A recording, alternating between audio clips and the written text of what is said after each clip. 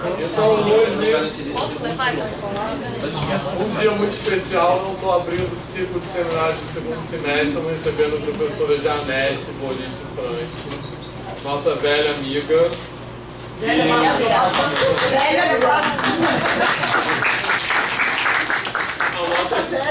Nossa queridíssima amiga. Mais de 3 anos. Nossa amiga, há mais de 3 anos que eu falo assim, há mais de 3 anos. E que além disso, a gente está dando as boas-vindas também para ela na UFRJ, porque ela recentemente foi contratada como professora da Faculdade de Educação e está começando a participar das nossas atividades também aqui no programa de pós-graduação hoje. Tá certo? Então, na verdade, eu também esqueci de perguntar sobre o que ela ia falar, mas não tem problema, está aqui escrito. Porque a Janete sempre fala coisas legais, então por isso que eu me preocupei também. Então, e aqui, reciprocamente, basicamente, além de alguns colegas, a maioria são alunos de mestrado e de doutorado da linha de pesquisa de ensino de matemática e algumas pessoas externas que frequentam como ouvintes. Então é isso, vamos lá. Deixa eu pegar um negócio aqui. Gente, agradeço muito, porque eu adoro essa interlocução. Vou tentar. Eu não consigo falar pouco, mas eu vou tentar falar pouco, porque eu quero que a gente depois discuta um pouco. Quem aqui, tirando a Gisela, não sei, já ouviu falar na teoria da cognição corporificada? Uma, dois, três. Então, talvez eu fale coisas que vocês já sabem e não. E cada um tem o seu estilo, né? Então, eu gosto de colocar essa imagem exatamente porque o nome corporificada pode parecer que é alguma coisa só do corpo, mas a gente vai ver que a gente não separa corpo e mente, então deixa eu ver se isso vai funcionar. Foi. A seta não funciona para trocar? Velha, por favor, para a velha. Foi? Mas foi para a última. Foi para a última? Foi. Você estragou tudo. Eu só quero a segunda. Mas, tá. Então, é só a certa mesmo. Ela não funcionasse. Bom, gente, então um pouco do meu caminhar, como é que eu cheguei aqui. Eu também passei por outras teorias, acho que todas as teorias são válidas, dependendo do que você quer olhar. Então, para chegar, até chegar, que é esse livrinho aqui, é um livro seminal, o Embodied Mind, saiu no final dos anos 70, começo dos anos 80. Esses são os mais modernos. Não, esse aqui nem que eu ainda nem brincava. É Varela, a Eleonor Roche, tinha mais um cara que eu esqueci. Não estou conseguindo ler agora, mas vou lembrar em breve. Essa é a vantagem da velhice que a gente esquece. Tudo é novidade. Então, tem muita gente aqui que entra nessa história.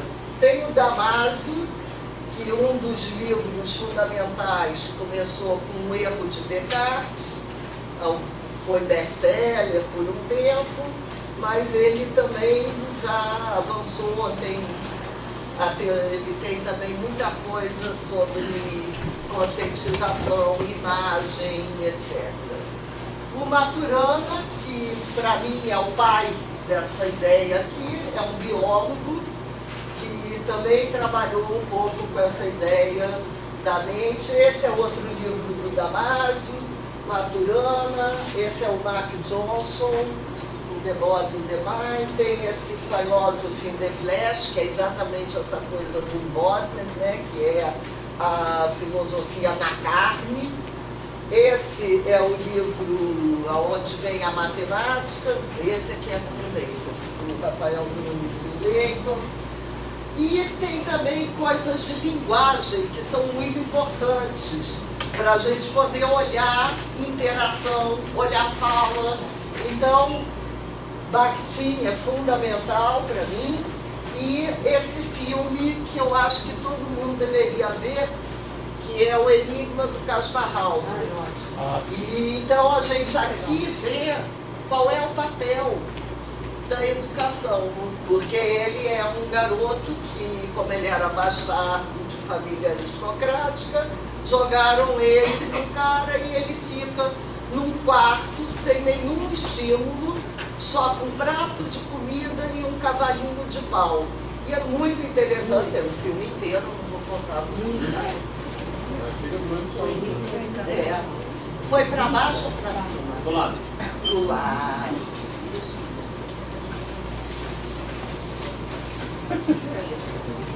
Ela não quer me obedecer. Não, acerta a outra seta. Qual? Essa, Então, tem uma coisa que foi da onde começou a vir a história da cognição corporificada. Na modernidade, a gente tem muito isso na matemática também, né? O sujeito saiu de cena, era feio. Você, inclusive, muita gente, se falarem aqui também, aí não tem nada a ver com isso. Escrever na primeira pessoa. Mas o trabalho é seu, você vai escrever na terceira pessoa por quê? Então, a pós-modernidade começou a trazer o sujeito de volta à cena. Então você tinha, sabe-se que seja a função F, dada por quem? Caiu do céu. Então, para o aluno, isso é muito forte. Então, a gente começou a trazer essa ideia da cognição corporificada e dentro do que a gente quer sempre buscar, que é entender qual é o sentido, qual é o significado que as pessoas estão dando para a matemática. E a gente tem olhado isso em realidades virtuais, redes sociais, corpo emocional, mente encarnada, etc. Então, é um corpo que emerge da nossa experiência social, cultural, histórica, em contexto específico e bem localizado. Quer dizer, nós estamos aqui agora, tem alguma coisa acontecendo, cada um tem a sua história, porque uma das críticas que já houve para a teoria da cognição corporificada é que você ficava cuidando só da cabeça ou só do corpo e não tem história. Não existe ser humano que não tenha história, não seja um ser social, não tenha cultura, e isso não pode ser jogado fora, pelo menos ao meu ver. Então a gente vai entender a cultura como cognição, a cognição humana como cognição corporificada, ou como Radford, acho que Radford já veio aqui, né? Aqui não é Não. Luiz Radford, do Canadá, agora eu não lembro, acho que é Laurentiano, né? Universidade dele. E ele chama isso de cognição sensorial, mas só que ele traz esse sensorial como todos os sentidos, inclusive o pensar, e não só os sentidos corpóreos que a gente está acostumado. E uma coisa que o Leithoff e o Johnson colocam, que é muito forte, é que, em geral, a gente não tem essa consciência de como é que a gente está formando o nosso sistema conceitual. Então, eu sempre faço a mesma brincadeira, que é quem lembra qual foi o pé que entrou aqui na sala.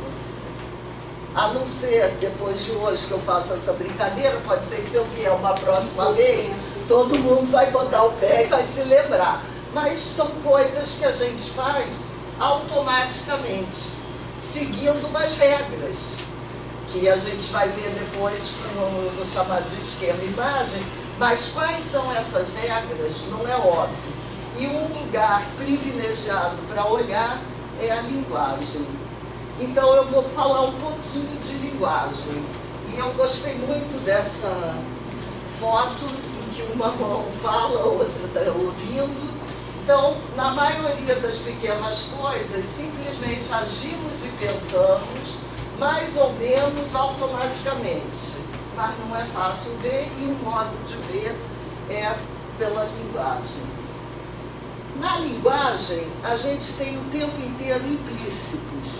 Ou é implícito porque está no pano de fundo, e a gente entrou na sala e não lembra qual é o pé que usou, ou é implícito porque tem regras sociais. E aí a gente volta para o Bakhtin. No boteco a gente vai falar de um jeito, aqui a gente é um pouco mais formal, e assim a gente vai.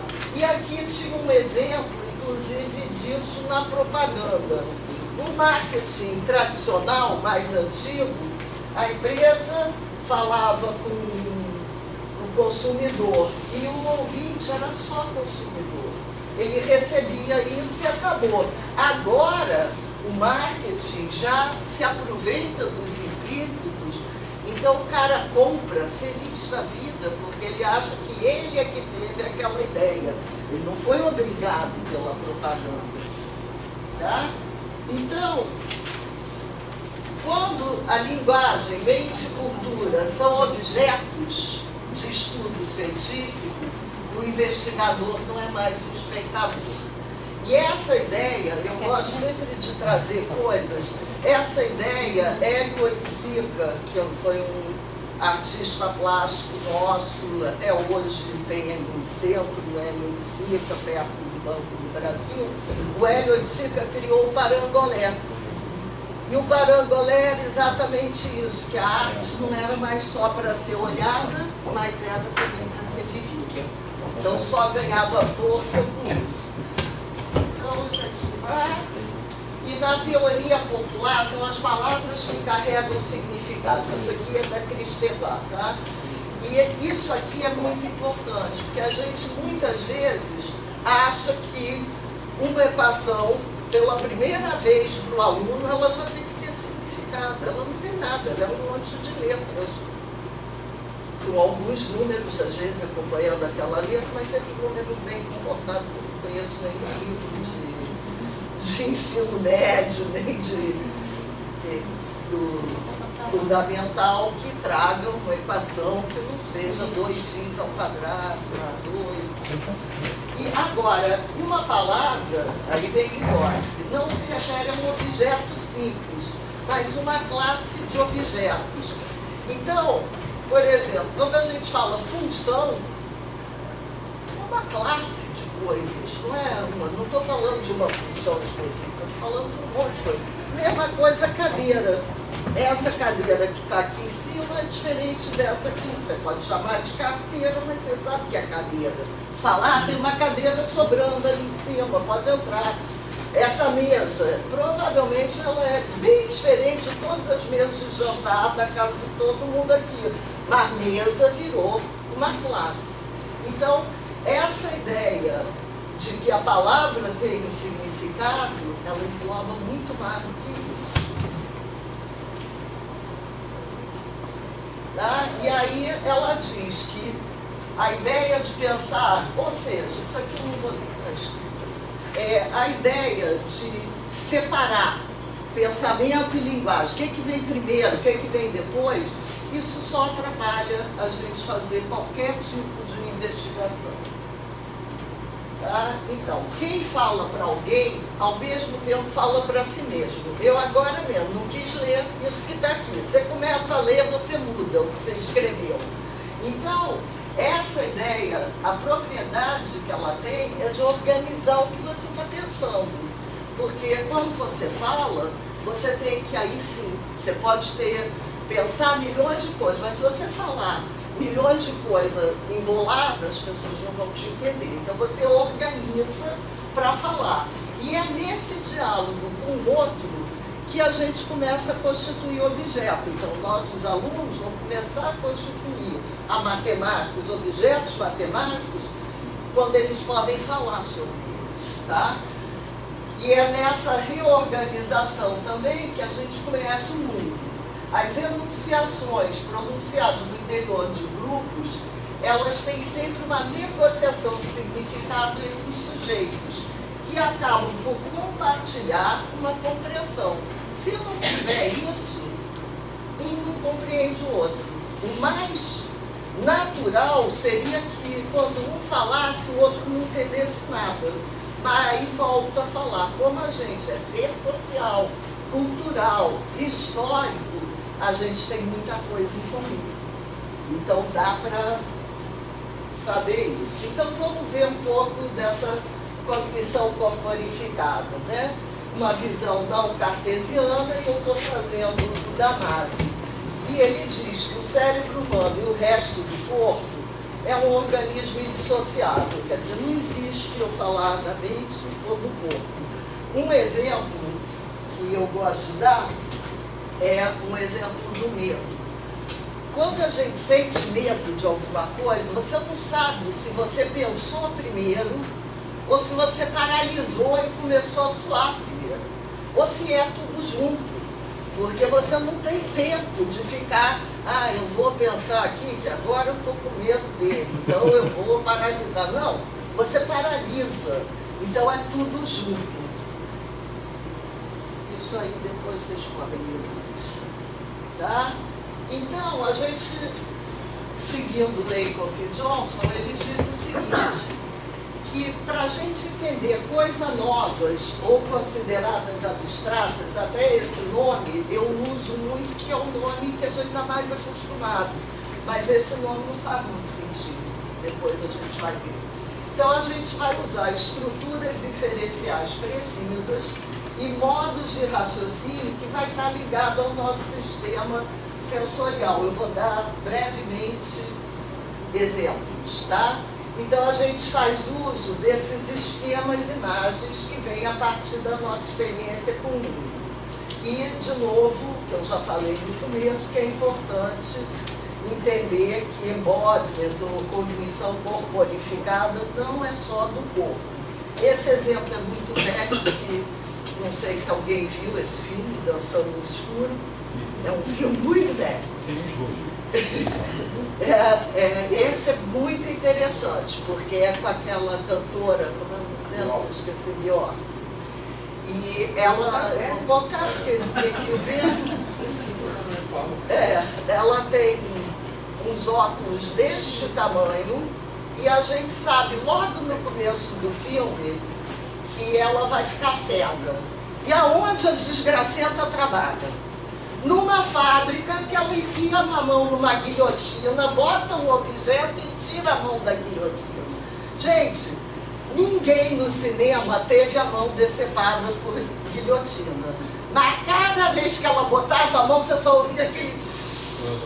Sabe? Mas isso aqui é isso. Você não precisou nem ter a sua mão decepada para você entender que aquilo não deve ser uma coisa muito boa. E o que é um esquema-imagem? Ela é uma coisa dinâmica, quer dizer, eu posso ir mudando. Como uma noção composta, ela traz uma nova possibilidade nessa composição. Um esquema-imagem é uma redescrição, uma experiência perceptual, visando mapear estruturas específicas e estruturas conceituais. São estruturas básicas de experiência pela qual encontramos o mundo e podemos compreender e agir. E eu digo que é um plano de ação. Por quê? Quando você entra em qualquer lugar, a luz está apagada, é muito natural que você já vai com a mão nessa altura, do lado de lá, se não achou, procura do lado de cá, você vai achar o interruptor. A não ser que você esteja num daqueles antigos que era de puxar em cima. Uma vez na casa dos pais da Lulu, eu não conseguia acender a luz do banheiro, porque eu botei de um lado, botei do outro, e não achei interruptor, porque o meu plano de ação era um, não era aquele. Agora eu já procuro um fiozinho também. Então, para começar a entender desses mapeamentos, vamos falar o que são espaços mentais. Eu vou ler esse e dar um exemplo, tá? Então, os espaços mentais são composições parciais, construídas enquanto pensamos, falamos, com a finalidade de ação e compreensão local. Então, isso aqui eu vou deixar e vou dar um exemplo. A Júlia, ela compra café da venda do Mário, que é uma venda especializada em café, com diferentes torras de procedências, e tem vários elementos nessa história, como até a transação comercial, né? Ela vai ter que pagar pelo café. Mas, se eu conto isso para vocês, se eu disser a Júlia está no Mário, você sabe que ela foi fazer alguma coisa com café. Você não vai achar que ela foi visitar o cara, nada disso. Então, nós temos várias fontes que nos entrelaçam. Porque ele vende café, então ela compra. E ela pode ter várias coisas. Ela tirou uma folguinha no trabalho e foi comprar café. Ela rotineiramente compra café nessa venda. Ela conheceu a venda com uma amiga e hoje foi lá. E como é que eu sei qual vai ser a mesma coisa em sala de aula? Eu quero sempre fazer esse paralelo. Eu só sei se eu souber o contexto. Se eu não tiver contexto, eu não tenho nada. Então, o que seriam esses mapeamentos e essas inferências? Um deles é a metáfora. A metáfora que a gente fala de metáfora conceitual, para não ficar parecendo que é só um embelezamento de linguagem. Então, a metáfora, a gente diz que a gente tem a fonte, que é o que a gente conhece, e esse alvo, que é o que a gente queria. Então, tem vários exemplos, eu vou dar meio segundo. Tá? Então, esse tem que falar antes. Então, é o Joãozinho e a segunda-feira.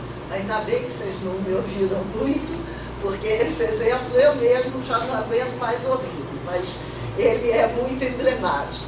O Joãozinho era um menino muito distraído.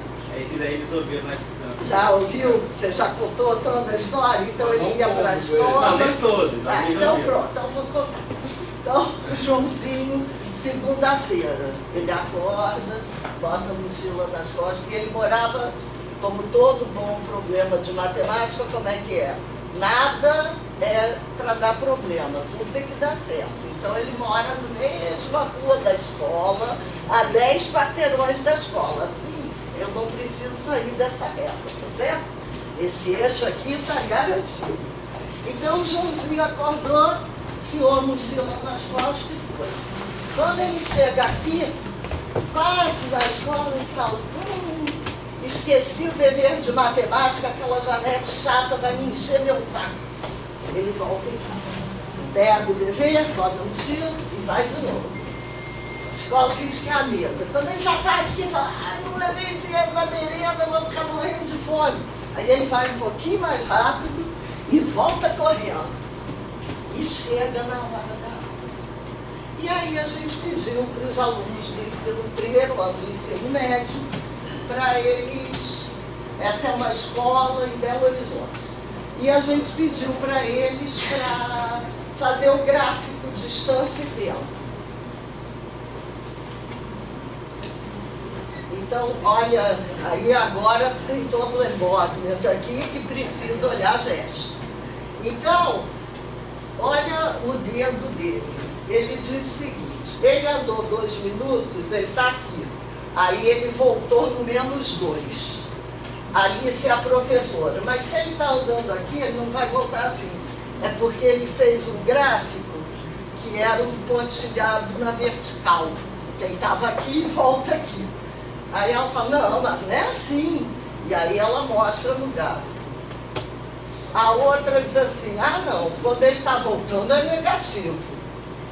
Essa menina foi sempre negligenciada do livro. E ela diz assim: se o tempo está correndo, não pode ser menos. E aí ele diz: lógico que é menos. De 2 tira 2, ele andou 2. Voltou 2, ele foi para o 0. Então, quando o Joãozinho anda para a escola, conta 2 minutos positivos. Quando volta, negativo. Aí eu perguntei para eles: então a gente está caminhando a máquina do tempo. Não tem isso. Então tem que ter outra explicação. Mas da onde veio essa coisa? O domínio fonte desses alunos é a reta numérica. Mais 2 menos 2 é 0. Então, o tempo, no gráfico, o tempo não passa e volta para o 0. Mas se a gente não olha isso com profundidade, a gente simplesmente diz que ele errou e vamos andando, né? Então, agora eu vou mostrar 2 esquemas imagem para pensar o tempo. Então, eu posso dizer assim, eu estou chegando no fim do ano. Por quê? Porque eu posso caminhar e chegar na porta. Eu faço isso desde que eu nasci muitas vezes. Ou eu estou parada num ponto de ônibus na rua e os carros estão passando. Então, o Natal está chegando. Então, numa, é uma que a gente chama de uma ego-metáfora, porque sou eu que estou chegando lá, e o outro é alguma coisa que está chegando para mim. E a gente entende isso sem problema nenhum, desde pequenininho, ninguém reclama. Outro exemplo é de função, para pensar gráficos de movimento. Isso foi da tese do Jorge Acevedo, de Barcelona, da Universidade de Barcelona. Então, quando a gente é pequeno, a gente engatinha, senta, a gente dá volta, a gente andava de carrinho de rolimã, lá na Europa a gente esquia. Então, tudo isso ajuda a gente a pensar o domínio de partida, que é esse esquema orientacional, e pensar o gráfico. Então, muitas vezes a gente fala, está na horizontal, está na vertical, tudo isso está ligado a esses esquemas de imagem que a gente trabalha. O outro também, que também pode, é esse esquema do caminho, mas se percebe que tudo é unidimensional. Esse esquema aqui, eu saio daqui e vou para cá. Então, o aluno também, para pensar onde está o eixo do tempo nessa história, é complicado. Outro tipo de mapeamento, aquele era a metáfora. A metáfora é uma coisa que saiu daqui, foi para cá. Para pensar matemática, um pouquinho mais avançada, eu acho que não dá conta de tudo. Meus amigos acham que não, né? Se bem que o Rafael também já mudou de ideia. Porque ele já saiu do Leicos, ele está em San Diego, com o Fauconnier, então ele agora também fala de montagem. Tá? Então, a perspectiva é essa, que a montagem ela desenvolve estruturas emergentes que não estão nos inputs. Os inputs são o quê? Aqueles espaços mentais. Tá? E eu vou dar exemplo. E, mais uma vez, nas artes, a gente tem a mesma coisa. O Eisenstein, que foi o primeiro cara de cinema a fazer... Primeiro ele foi um teórico do cinema, um dos primeiros, porque o cinema era filmar e acabou. Ele fez uma teoria sobre montagem no cinema. E ele diz, é assim, é quase igual. Ele diz assim, olha, as ideias emergentes novas não são inatas em nenhuma imagem isolada da sequência editada. Um novo conceito surge. Quer dizer, a gente vai ver aqui, mas, por exemplo, um filme do Eisenstein é um Greve. Então tem uma hora que ele começa a mostrar os búfalos indo para o matadouro. E ele mostra os operários na fábrica sendo empurrados pela polícia. Depois ele mostra os búfalos morrendo. E ele mostra as polícias matando os operários. Então, nós fazemos a montagem de que os operários estavam sendo tratados como búfalo. Mas no búfalo só tem búfalo. No operário só tem operário. Não tem nenhum operário vestido de búfalo, nem nenhum búfalo vestido de operário. Então a gente faz essa montagem internamente. E aí eu vou... você já mostrou também, Chato? Que esses alguns são seus. Então, não quero que respondam, mas pensa brevemente o que é cada quadro desse. Eu vou passar muito rápido de propósito. 1, 2, 3 e já. 1, 2, 3 e já. Então agora voltando. O que você achou que era aqui, por exemplo? É cheio de gente que monta um cavalo. Isso são coisas que o Vic Muniz também faz. Monta um monte de coisa e fotografa do alto. Aqui é uma marionete que você não sabe se é ele que está mexendo na marionete ou a marionete que está mexendo aqui. Aqui, por exemplo, parece um monte de flores, mas não, são chinesas com as tranças aqui para trás. Aqui também a zebra é o piano. E aqui é a história inteira do Dom Quixote, mas inteira. Porque aqui está o Dom Quixote, aqui está o Sancho Panza, aqui continua a cara dele, aqui tem os fantasmas, em algum lugar está a Doroteia, aqui tem o moinho, tem tudo, tem a história inteira ali. Então, mas essa história inteira, para quem conhece a história do Dom Quixote. Quem não conhece, acha interessante. Tá? E esse que é do Wellington, mas eu não estou conseguindo achar. Ah, saco, já foi. Já era. Foi antes do que eu quis. Deixa eu ver se dá para voltar aqui.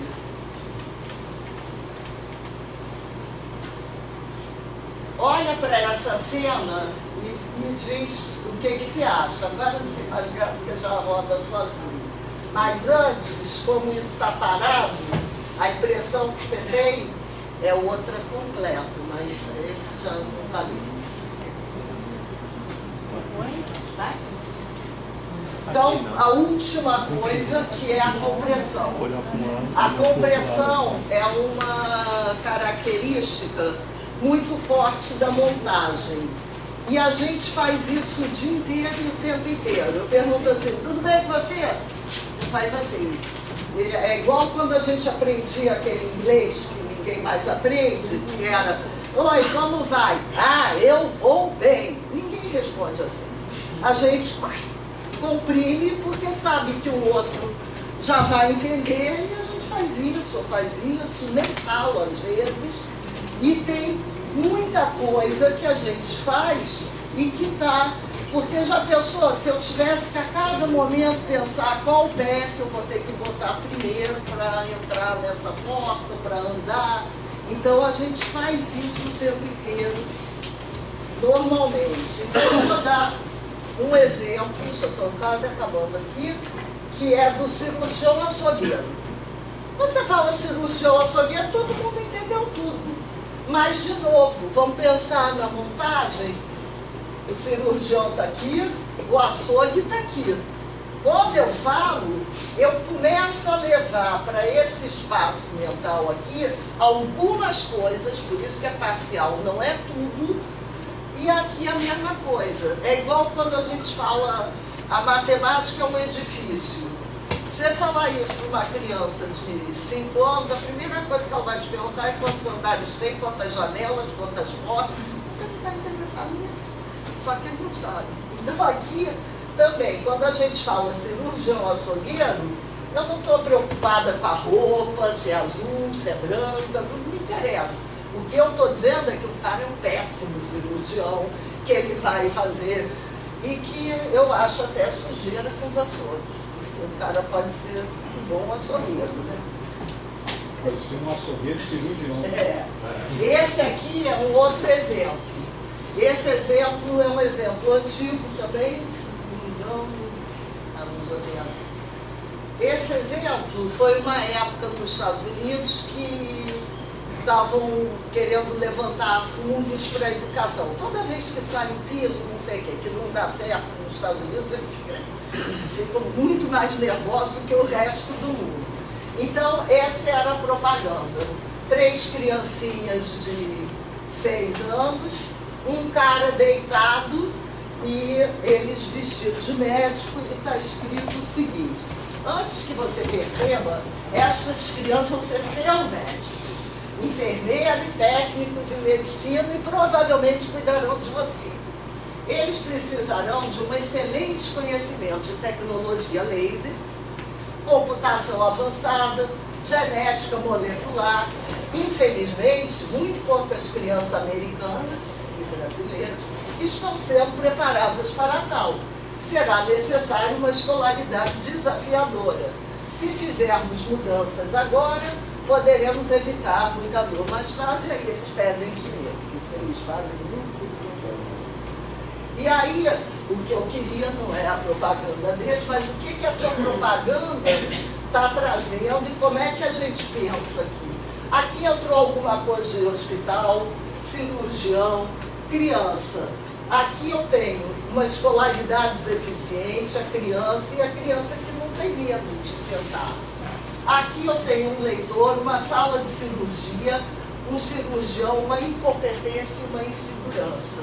Então, se a gente não muda, a gente vai ter esses caras que um pouco, não gosto de falar, mas vou falar, um pouco o que a gente vê hoje. Você às vezes entra num site até que quer vender coisa, e o site não tem um telefone, não tem um preço, não tem não sei o quê. Por quê? Porque é essa formação aqui que está deixando muito a desejar. Então, eu tenho mais 2 exemplos, que aqui eu botei tchau, mas eu acho que vale a pena dar esse exemplo. Esse exemplo aqui é dos eixos paralelos. A gente criou um applet que o cara apertava aqui e aí essa função F5 ela começa a funcionar aqui. Eu não sei se eu trouxe, mas aqui tem, eu vou deixar aí, quem quiser olhar, tem o endereço no GeoGebra. A gente não deu, isso foi dado no curso de extensão da Fluminense, é da tese da Maria Lúcia Tavares de Campos. Ela é professora da Fluminense também. Então, a gente não disse qual era a função. Isso era nosso. A gente só deu isso e esse comportamento no eixo paralelo. E eles tinham que agrupar da maneira que eles achassem melhor. Obviamente que é função 2x mais 1, eles já fizeram inclusive a parte algébrica, mas essa função com menor inteiro, função módulo, função por 2 sentenças, não foi muito claro. E aí depois, como tem muita essa dependência ainda do cartesiano, à medida que fazia no eixo paralelo, traçava também no cartesiano para ver se queriam mudar a classificação que fizeram. Então, basicamente, foi isso. E a gente pode conversar sobre essas coisas. É muita informação. Mas... Eu não sei se essa coisa do eixo paralelo vocês conhecem, né? Sabe como é?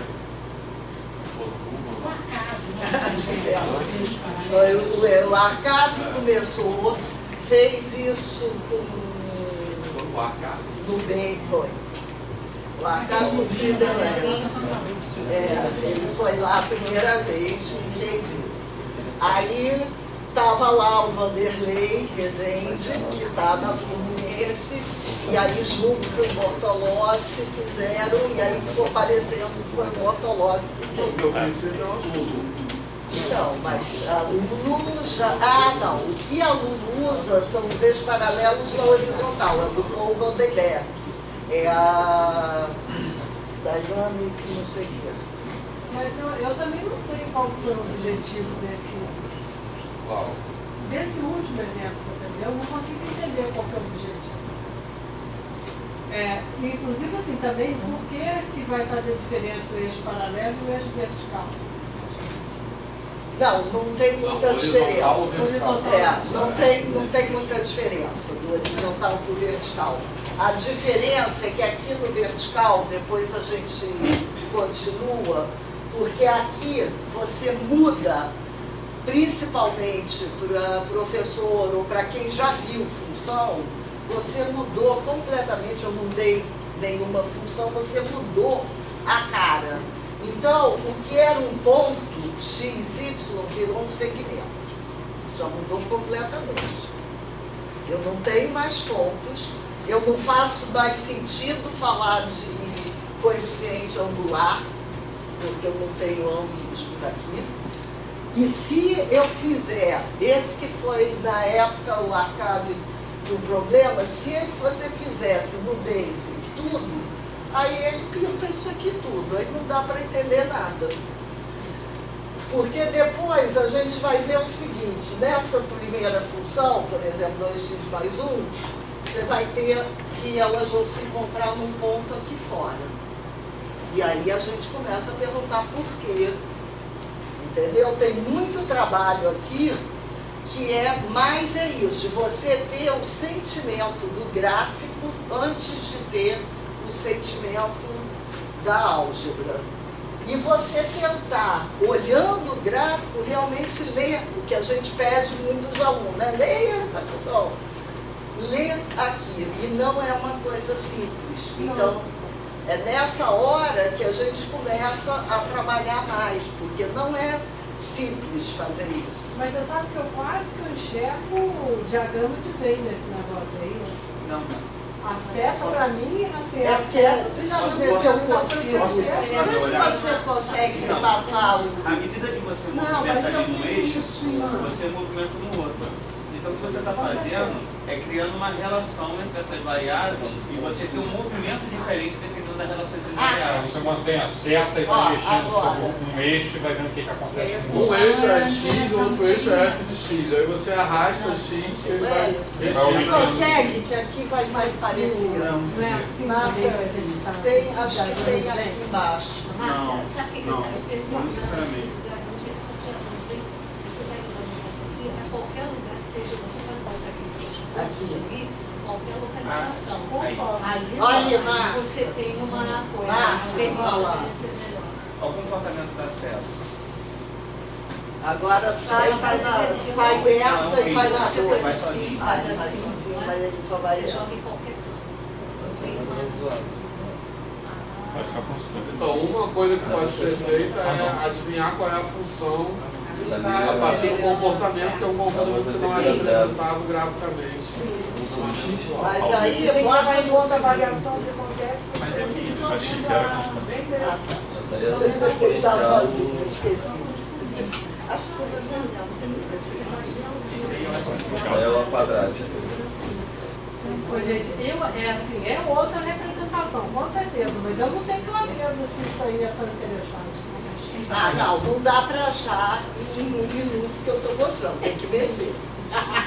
Tem que mexer, Mas tem que viver. eu acho que a questão aqui é o seguinte, você está dando uma oportunidade de experiência com essa relação de variáveis. Então, o objetivo do software é possibilitar uma experiência e, através dessa experiência, você tentar entender essa relação e buscar as propriedades dessa relação. Olha aqui, ó. Observe o comportamento. O conceito de variação não muda isso, e aí você olha isso, representado no gráfico convencional. Quando esse tipo de representação gráfico dinâmico precisa se mexer para poder entender, aí o conceito é o que emerge mais É um pouco o que acaba acontecendo nos GeoGebras, apesar de que isso foi feito em GeoGebra, mas é o que acaba acontecendo com a geometria dinâmica. Isso aqui passa a ser uma álgebra dinâmica. E a ideia é essa mesmo, observa sem perguntar ainda qual é a função. Anote os comportamentos pertinentes, interessantes e crie uma seleção.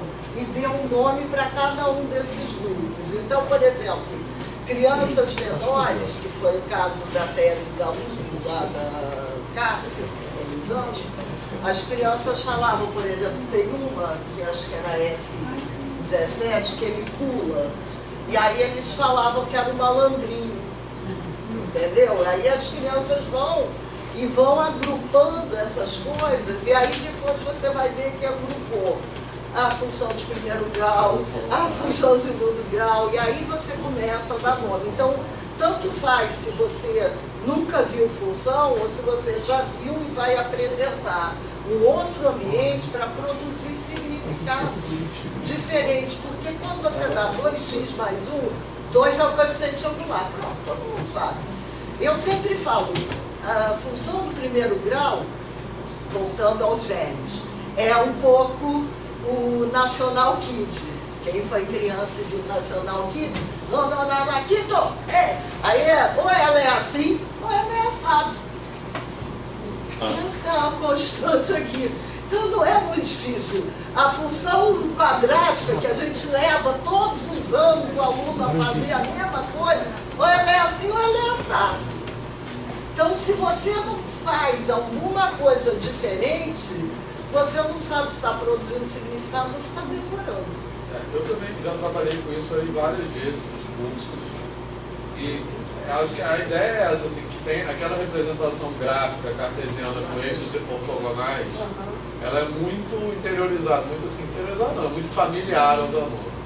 Então tem várias propriedades das funções que os alunos identificam imediatamente por meio de características da representação.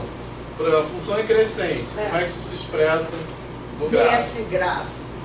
Ou outras várias coisas. E essas propriedades têm outra cara. Elas aparecem junto com ele. E tem uma coisa E eles não também, mudam muito a os referência gráficos. de facilidade, se você não provocar. Ainda tem outra coisa, os gráficos cartesianos, muitas vezes são icônicos, simplesmente. Exatamente. Qual o gráfico da quadrada? É isso. Mas isso é o quê? É o gráfico da quadrada, é um ícone. Bota esse aqui. Aí depois que já mexeu bastante, aí a gente trabalha. Acho que não foi não. Só pra aí. Press mesmo. Seleciona uma função lá na direita, lá. Ó. Não, mas é um vídeo.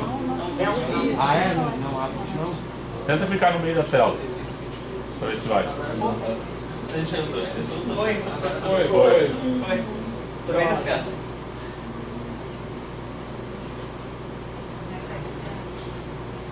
Então agora está fazendo a relação dos dois, porque aí você já trabalhou bastante aqui para entender um pouco mais o que é. Ó, esse aí, por exemplo, como é que seria esse? Esse que era o malandrinho das crianças, porque vai para o mais infinito, vai para o menos infinito.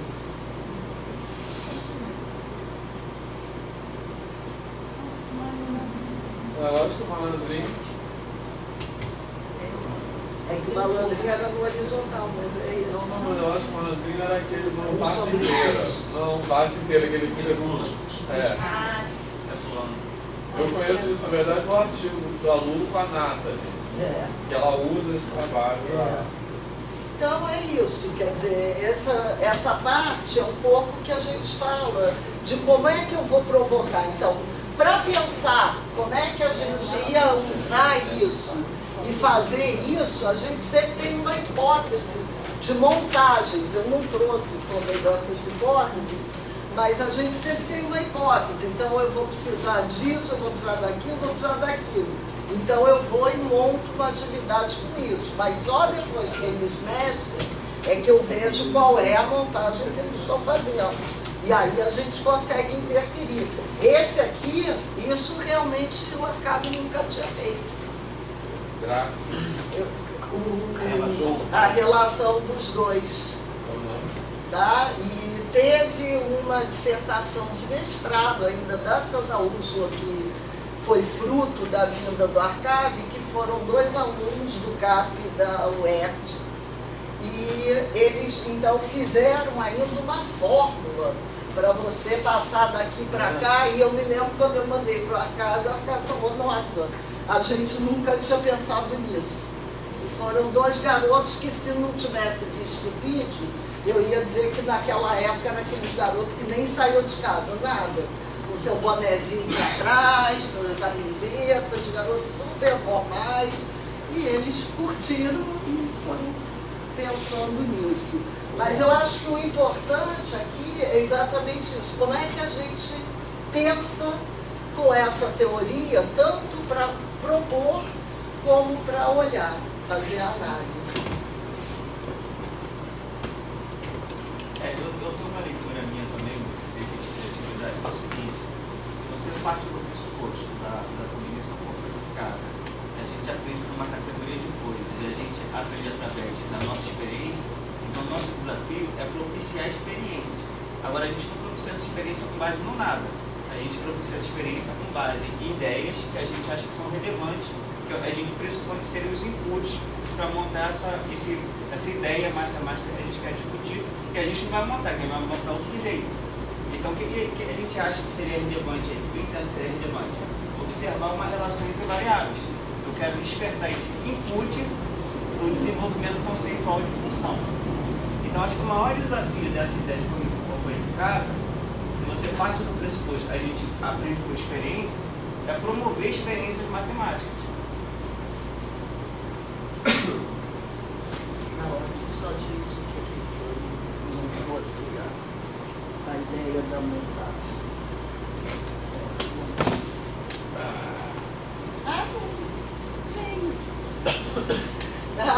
Então, os alunos do grupo 6, por exemplo, eles chegaram a uma coisa que eles acharam e enunciaram isso, que a função por partes é função composta. De novo, alunos não, eram todos professores de matemática. Escreveram isso.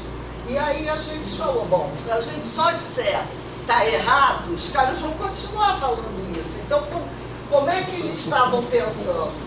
Eles pensaram no seguinte, eu tenho função. O que é uma coisa composta no dia a dia? É quando eu junto, é quando eu uno. Então, a função com duas sentenças, não sei o que, virou uma função composta também. E tinha a função por partes, que tinham diferentes leis. E aí eles chegam nessa conclusão porque eles juntam isso aqui para poder dizer que a função por parte é composta. Então a gente tem que fazer outra atividade para interferir aqui, para dar um conflito, para poder pensar, porque a gente só pensa, e aí isso tem a ver também com a parte de linguagem que eu trabalho, que é o modelo da estratégia argumentativa, que a gente só argumenta com o outro quando a gente tem dúvida. Se eu falar assim, eu estou com tênis cinza escuro, eu não vou argumentar. Agora, se eu falar, eu estou com tênis amarelo, alguém vai dizer, opa, você está daltônica, você não sei o quê, um assunto vai começar. Aqui também, uma coisa é dizer está errado, outra coisa é começar uma história. Então, para a gente é muito importante essa ligação, tanto da teoria da cognição corporificada, com as teorias de linguagem. Porque isso traz, pelo menos para mim, trouxe muita possibilidade de olhar e analisar. Porque eu tinha um problema de analisar matemática um pouco mais avançada. Matemática das séries iniciais, ensino fundamental, não sei o quê, você pode explicar mais com o corpo, né? 1 mais 1. Aí o cara pega e sente, não sei o quê. Mas, e aí? Como é que fica essa coisa? Então, quando encontrei, em 97, com essa teoria, a gente começou a discutir. E ela ainda é uma teoria que ainda tem muito para ser discutido e para ser colocado. Mas eu acho que deu alguns frutos. O Ellison fez a tese dele, Maria Lúcia. Eu usei muito essa ideia de montagem também nessa perspectiva, de tentar entender como era o desenvolvimento conceitual, ou seja, o que ele concebia para aquela ideia, por exemplo, função composta. Quais eram os inputs que estavam ali para ele ter essa formação de ideia. À medida que eu vou conseguindo triar isso, eu vou conseguindo interagir com esse sujeito. Então ali, por exemplo, a questão da linguagem, ele forma essa ideia a partir de experiência dele. E uma das experiências é a experiência cotidiana com a linguagem, inclusive, que é a ideia da composição. Então, se eu paro para entender como ele está desenvolvendo o conceito dele, dificilmente eu interajo. Mas isso já tem um pressuposto que o conceito é dele. Ele está fazendo essa montagem. E não um conceito estático no qual ele tem que atingir. Tem um desenvolvimento conceitual que é do sujeito considerando o meio, considerando um monte de coisa. Então, essas ideias na montagem é tentar entender como é que o indivíduo está tendo essa ideia, como é que ele está montando, quais são os inputs dessa ideia. Por exemplo, em trigonometria, lá na minha tese, eu comecei a perceber que ele tinha determinados espaços de entrada para chegar a determinada ideia. Porque ele falava que o gráfico era assim. Então, à medida que ele falava que o gráfico era assim, aí tinha a coisa da passagem do tempo. Então eu entendi que trabalhar com a coisa do tempo, refletir sobre a coisa do tempo, da velocidade, era importante, eram inputs importantes para ele refletir sobre essa montagem, ou seja, sobre esse desenvolvimento conceitual da função trigonométrica. Então, nesse contexto... Isso ali seria um conceito também. Vocês estão chamando do que a gente É, traduz esse por final. vontade, Isso, é conceitual. o conceito. É. Tá.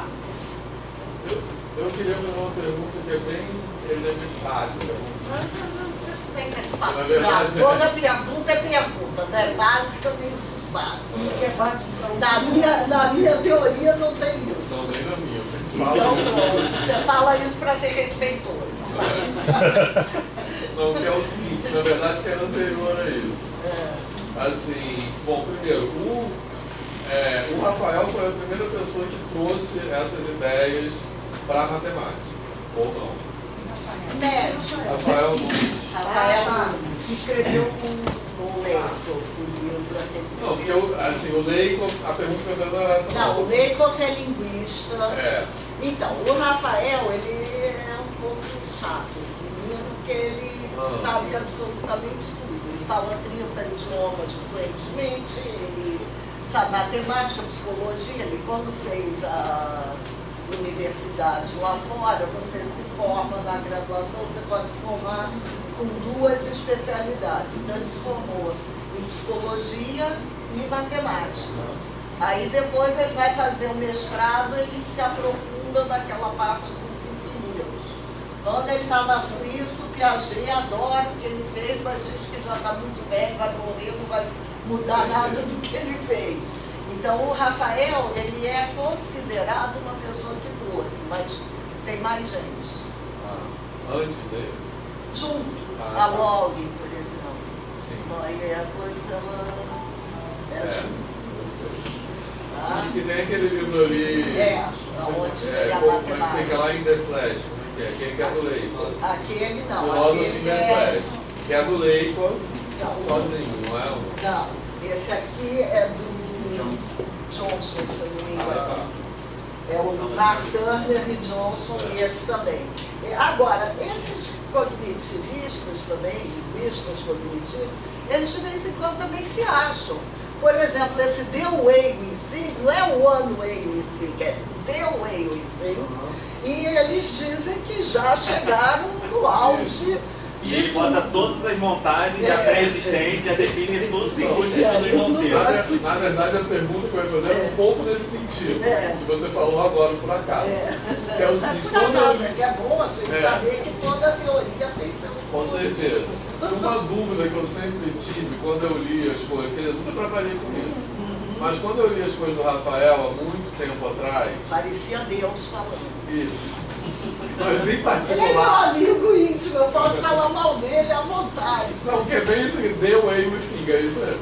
Porque em particular, uma coisa que sempre eu nunca consegui entender direito é quando você fala de...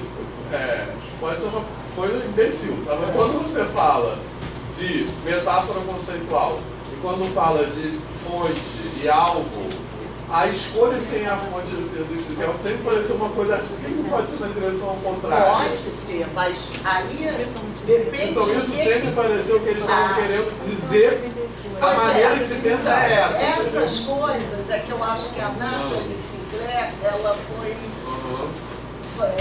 mexendo um pouco melhor. Por Então exemplo, pode ser de outra maneira, mas parece sempre que a escolha é arbitrária, entendeu? tempo é dinheiro. Ó, eu digo, tempo é dinheiro. Por quê? Porque eu estou querendo entender como é que funciona o tempo. Por que eu digo, eu preciso de um negócio para escrever? Não tem aí não? Eu pego aqui.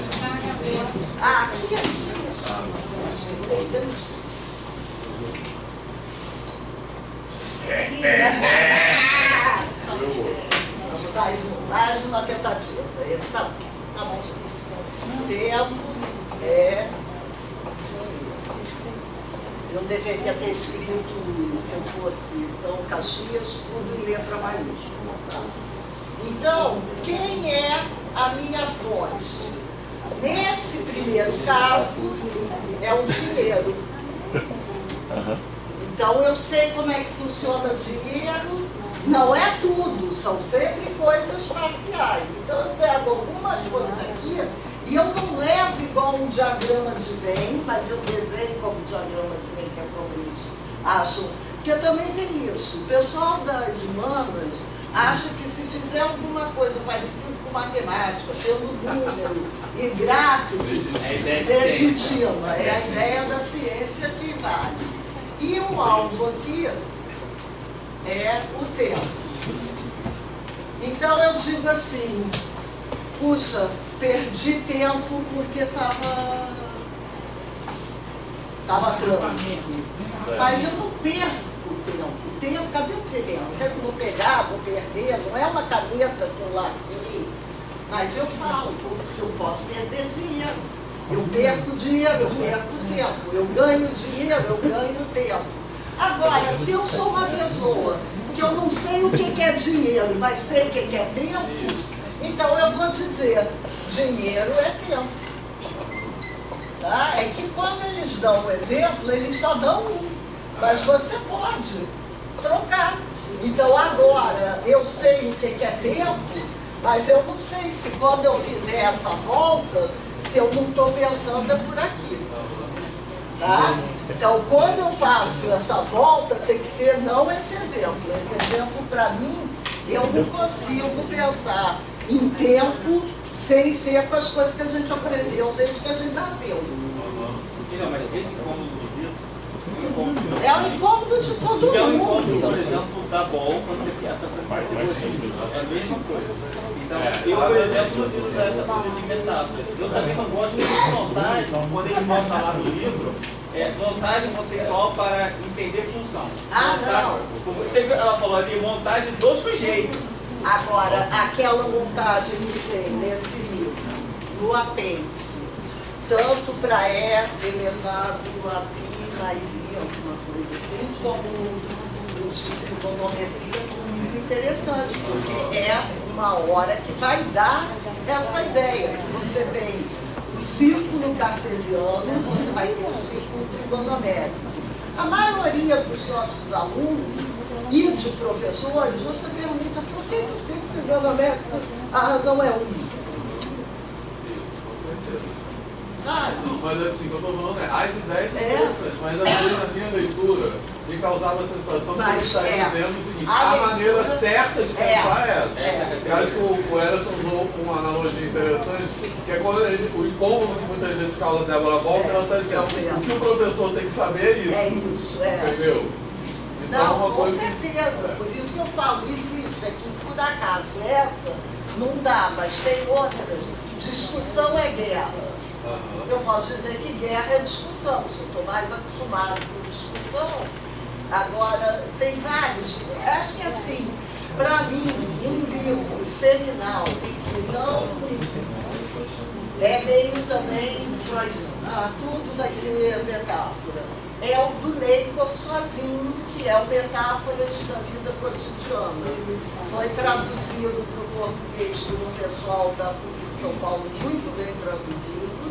Tem espanhol, mas eu sempre acho que a gente, quando fala de linguagem, lógico que em russo eu não vou ler russo, tá? Mas nem japonês. Mas eu acho que se a gente consegue pegar na língua original é melhor. Então, o Metafose vai, já existe PDF, quem quiser eu passo para você e você passa, porque eu tenho. E o meu MC também eu tenho, não é um PDF, mas é escaneado.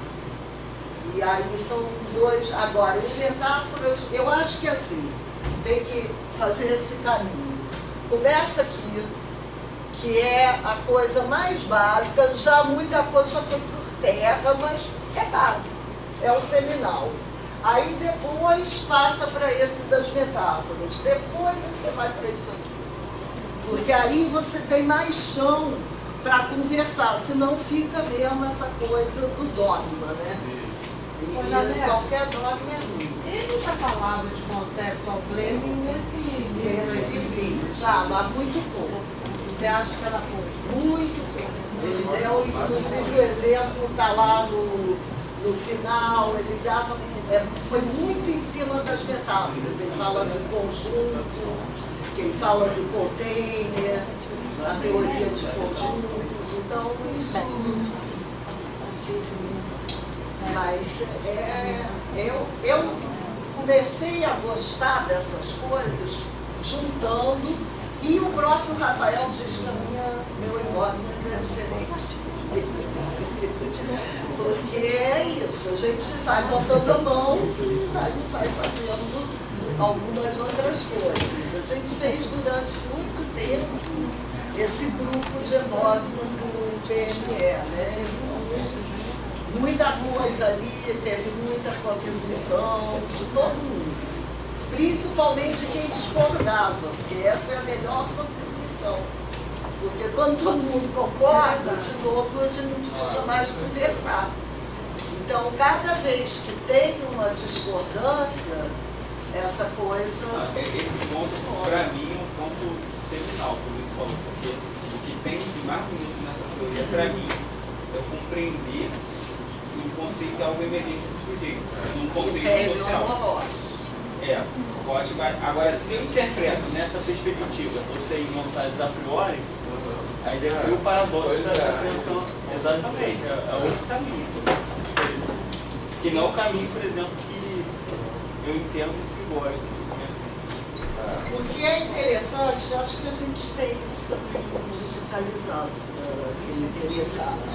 O interessante desse capítulo da Roche sobre, já nem botei aqui, não dá para botar tudo, né? Mas esse capítulo da Roche sobre o que é conceito, eu acho muito legal, porque ela revê o que ela propôs em 1987.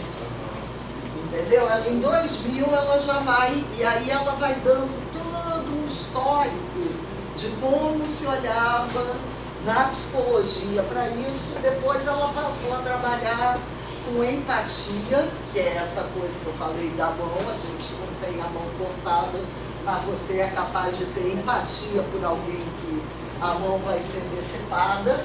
Mas aí depois ela ficou muito budista, já saiu um pouco. Talvez a gente saia um pouco da realidade com essa teoria, não sei.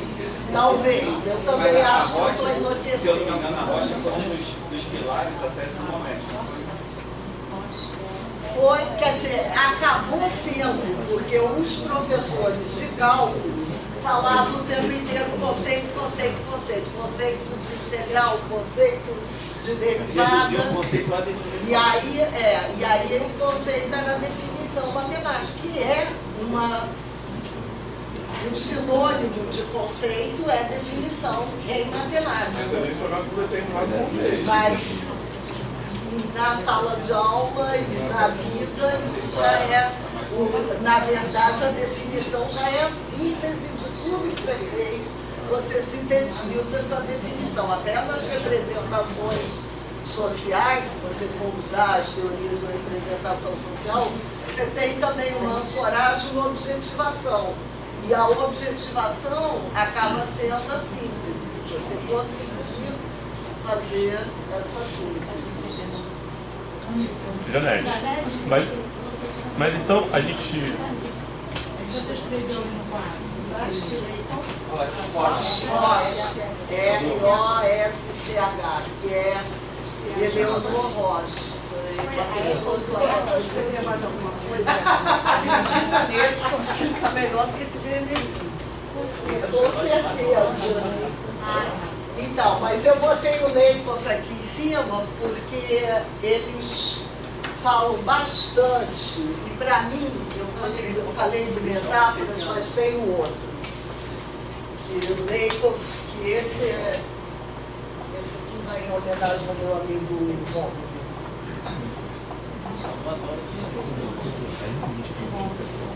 Bastante. Sei bem, tô sabendo. Esse livro, eles vão tratar, é do leite sozinho, mas sem influência do Eleonor, ele trata muito da categorização, que no fim é aquilo que o Vygotsky também traz, que uma palavra solta, ela não é uma palavra, ela é uma classe, ou seja, uma categoria. Então, nesse livro, eles discutem bastante essa ideia de categorização, que eu acho bem legal também para a nossa área. Lógico que eu acho muita coisa para ver. Eu ia fazer propaganda do meu livro, até meu livro, sobre isso. primeiro é só um trabalho escrito, o segundo já entra imagens. Não, eu acho particularmente no dia você deveria, eu acho que no dia você deveria falar um pouco assim. Eu sei, porque você se apaixonou mais pela linguagem. Do MEA, porque eu acho que traz uma base metodológica, de ideias metodológicas também, eu acho que é muito legal.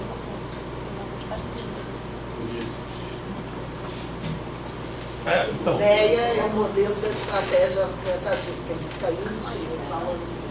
eu vou admitir que eu não entendi muita coisa, porque eu nunca li sobre isso, tá? Mas assim, me veio um insight que no final, o que eu achei muito interessante foi criar um esquema para você interpretar os conceitos a partir das imagens que as pessoas apresentam e tal. Eu achei isso super legal. E eu tive uma conversa com uns colegas meus no boteco no fim de semana passado. Melhor lugar. É o melhor lugar. Porque a conversa foi incrível, porque era uma colega que eu tinha conhecido lá no dia, que era a esposa de um matemático, e ela era professora de português. E ela falou o seguinte: gente, não consigo entender como é que uma equação diferencial pode ser ordinária, porque diferencial e ordinária são duas palavras que são antagônicas para mim. Aí, não, mas faz sentido. Se você for pensar como alguém que não sabe que diferencial tem a ver com derivada, diferencial de ser diferente. Esquema imagem. Pois é, e ordinária? E ordinária é uma coisa que é comum, então não pode ser uma coisa diferencial e ordinária ao mesmo tempo, não faz sentido.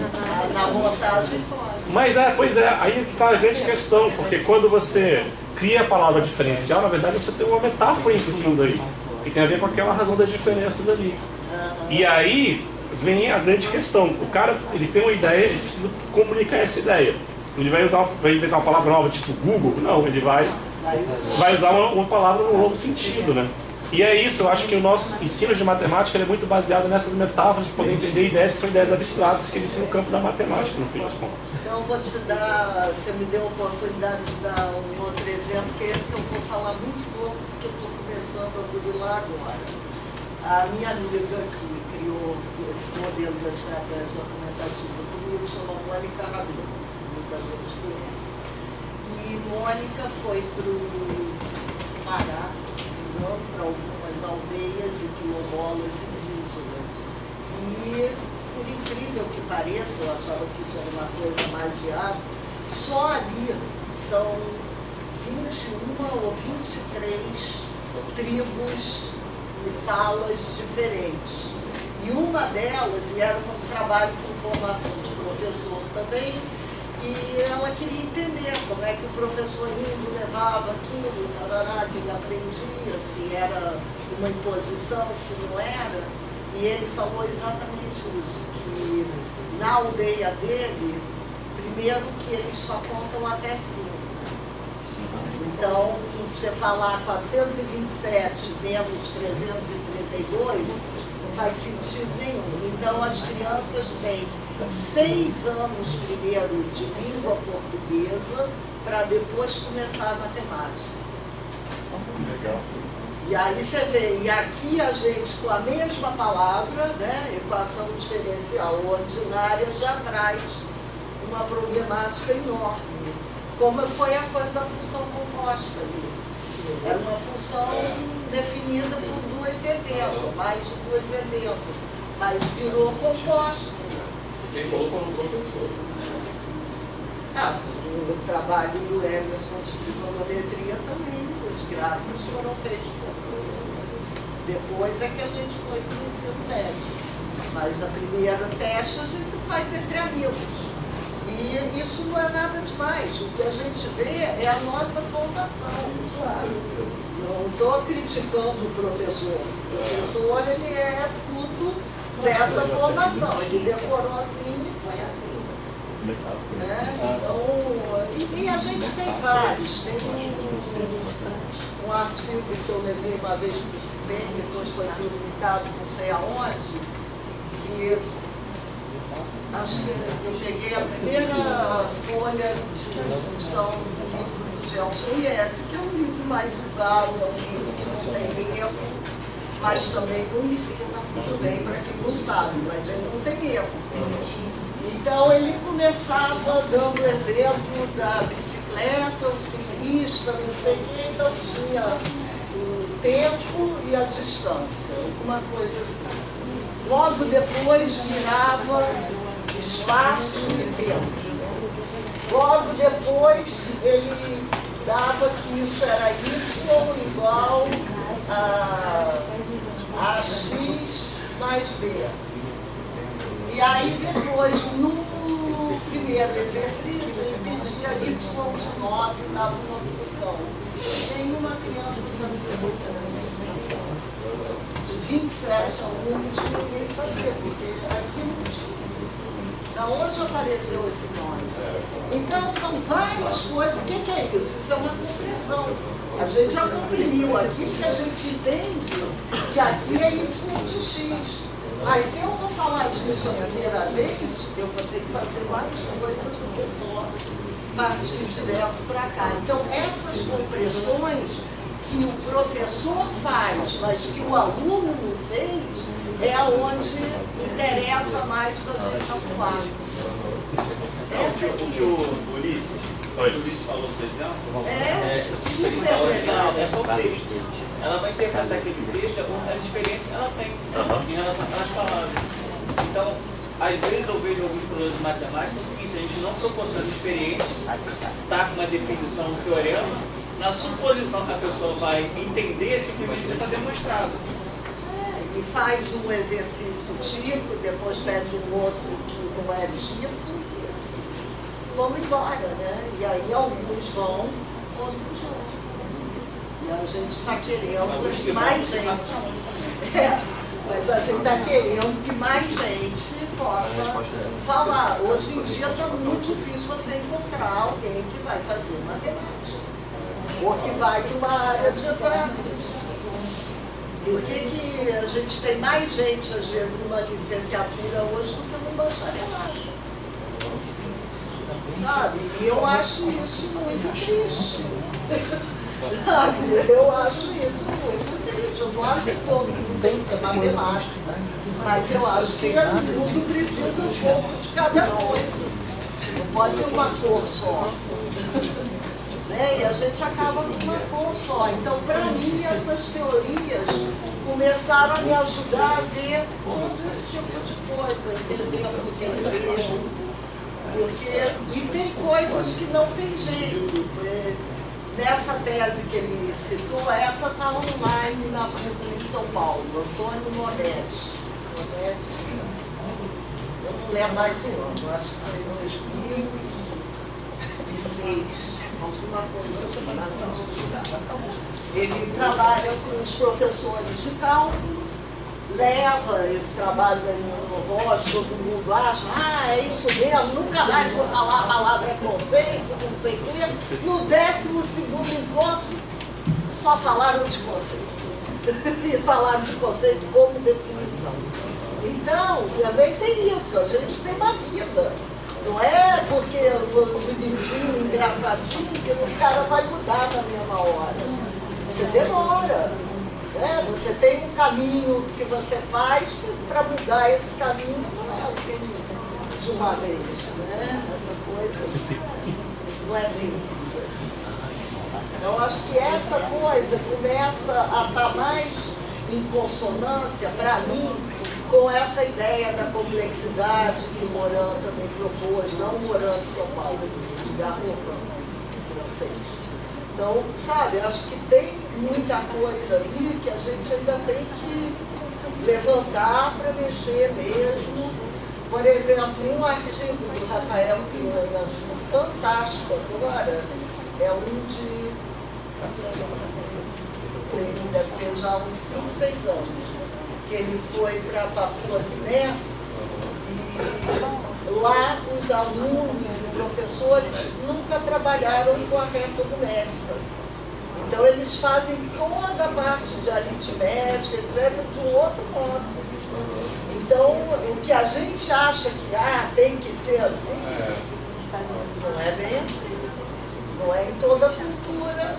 E aqui na nossa cultura toda criança vai fazer, até o menino erra a coisa do tempo porque ele faz a reta numérica, mais 2 menos 2 dá 0. E ele faz isso com o dedo super bem. A gente vê assim direto. E a outra fala que o tempo não para e ninguém nem liga para ela. Mas quando ela usa a tal da calculadora dos sensores, que talvez um dia se o Emerson se animar, a gente pode fazer mais coisas aqui. Ela berra, não sai assim que o tempo não para. Ela fica na sala, assim, todo mundo acaba tendo que ouvir. Mas essas teorias é que começam a ajudar a entender um pouco o que o cara está falando dessa besteira. Ele não sabe que o tempo não volta. Eu ainda brinquei lá, aqui eu botei tudo lá, eu falei, é super-homem, é não sei o quê. E aí é que, não, então não pode. Mas não falei mais nada. E aí depois fomos brincar de calculadora. Aí é que vai juntando, vai juntando. Depois a gente pode marcar um dia desse negócio sensor. Eu sou apaixonada. E aí eu acho que é interessante, que aí a gente faz e a gente analisa, entendeu? Então, acho que dá para fazer uma brincadeira boa.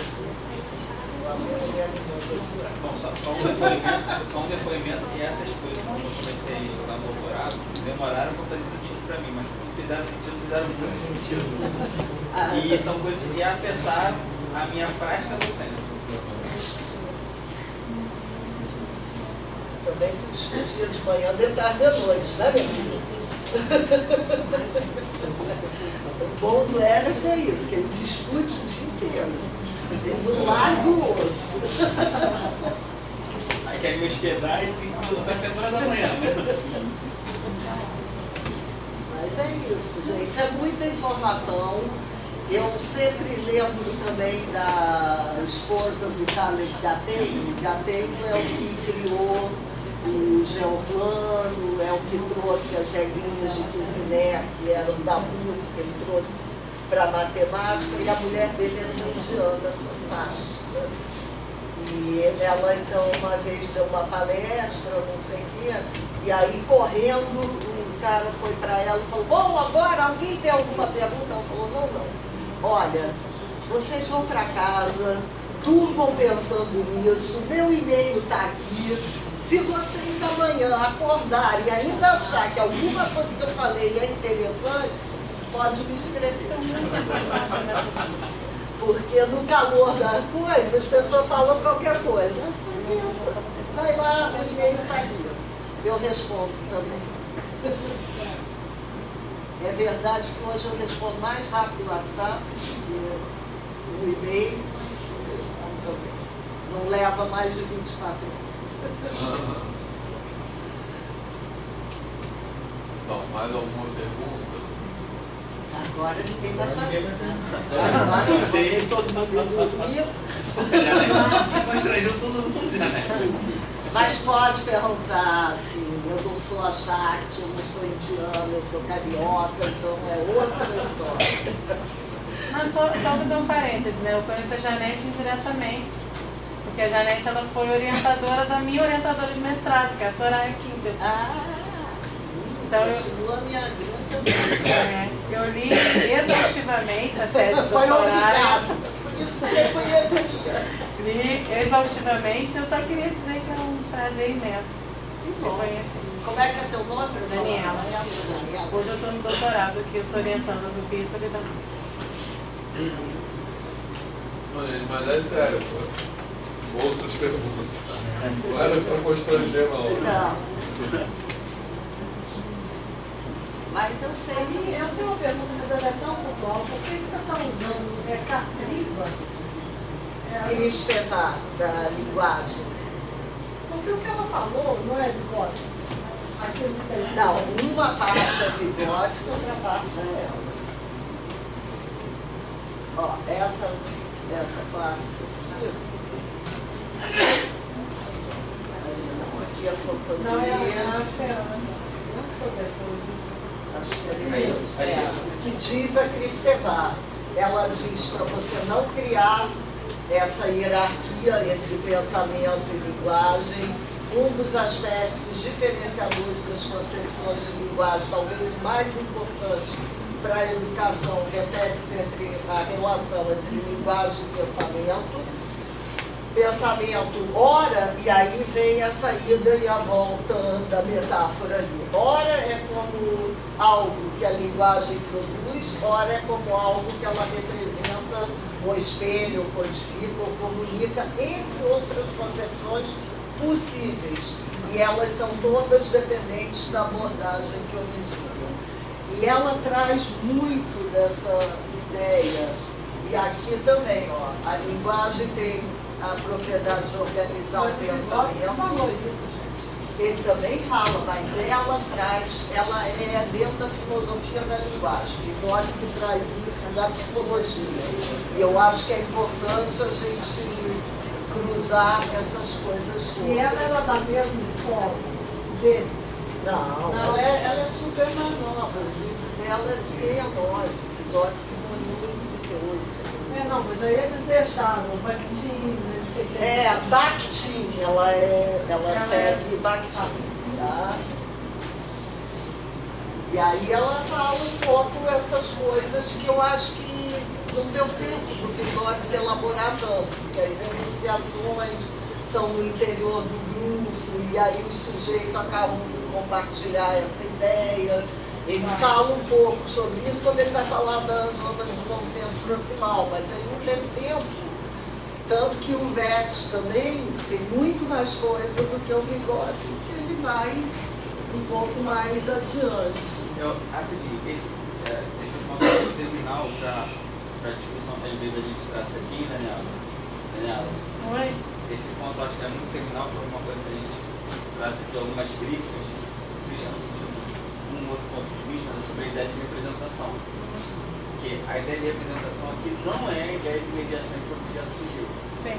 Representar num ato de ação. Então, mais enação do que representação. Então, e aí acho que vem do que o Ulisses trouxe também, né? Porque representação é eu apresentar novamente. Que está pronto. E não é o que está pronto, é o que eu estou fazendo naquela hora, é uma produção. Toda apresentação é uma produção. Sim. Então, são pequenas. A Soraya, na época que ela foi do mestrado, tinha a Rosana Oliveira também, que a Rosana falava o seguinte, que essas teorias, elas têm uma sutileza de um elefante. E é exatamente isso. A primeira coisa parece que é muito sutil, não tem diferença, mas aos poucos, quando você vai se apropriando da teoria, você vê que o sutileza está muito elefante, sabe? É alguma coisa que a gente tem que levar muito em conta. Mas é isso, assim, não dá para ser uma coisa tão rápida. Isso tem que ser uma coisa, ler um texto, ou seja, escutar. nesse sentido, que um aluno escreve, não uma apresentação, mas uma produção do sujeito. Isso muda completamente. Dentro dessa lei teórica, sim. Muda completamente. É a sutileza de um elefante. Na régua a posição do professor. Mas isso é uma coisa que o Fábio sempre fala comigo. O Fábio é orientando do Ederson e do Vitor. Ele fala assim, não, a gente pode falar tal coisa dentro dessa lente teórica, dentro desse autor, dentro desse. Isso também foi uma coisa que Soraya repetiu exaustivamente comigo, porque Soraya é Soraya. Soraya é Soraya. Soraya é Soraya. Enfim, então é bem interessante ver.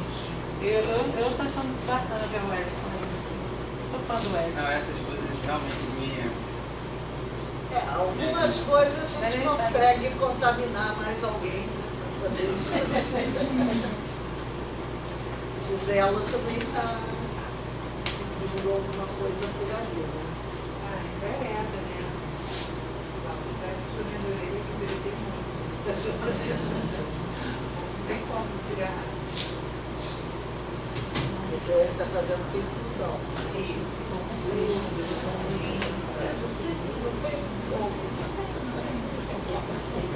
agora a percepção dessas sutilezas é um caminho mesmo. Tem que estar a fim de ler essas coisas, de juntar, é muita leitura, é muita coisa. Não é uma coisa assim que eu, por exemplo, acho que para um mestrado seja tão rápido.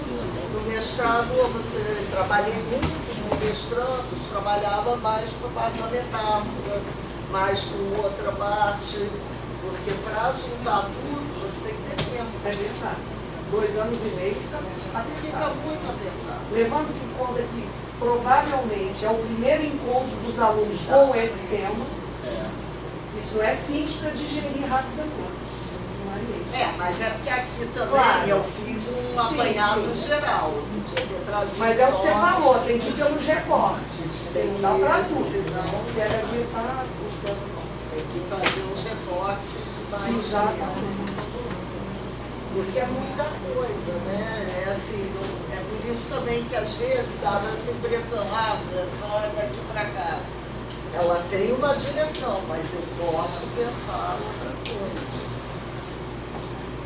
Tá aí a importância do grupo de pesquisa, né? No meu caso, a proximidade, o tempo que eu demorei para me aproximar das ideias foi por conta de que na época não discutia essas coisas no grupo de pesquisa. Como é que é importante no grupo de pesquisa? Porque se eu estivesse lendo sozinho em casa, demoraria 3, 4 vezes esse tempo.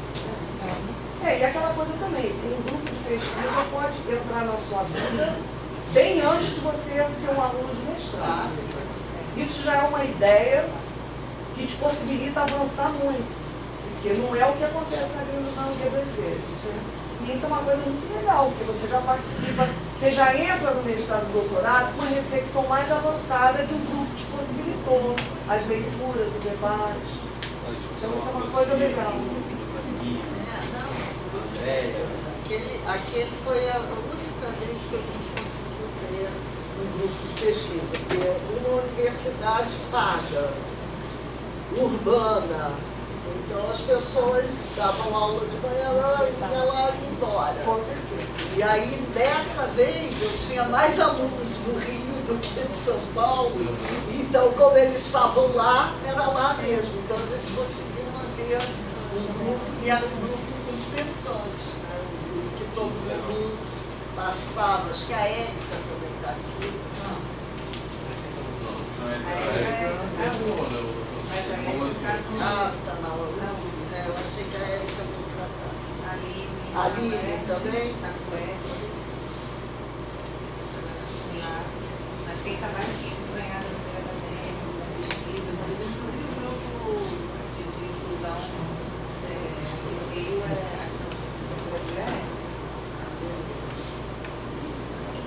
Eu achava que ela estava.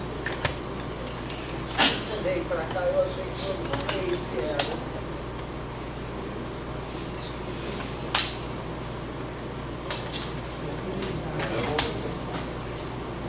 Eu tenho aqueles versos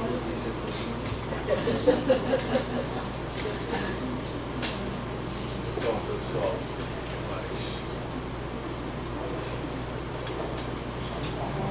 então, obrigado.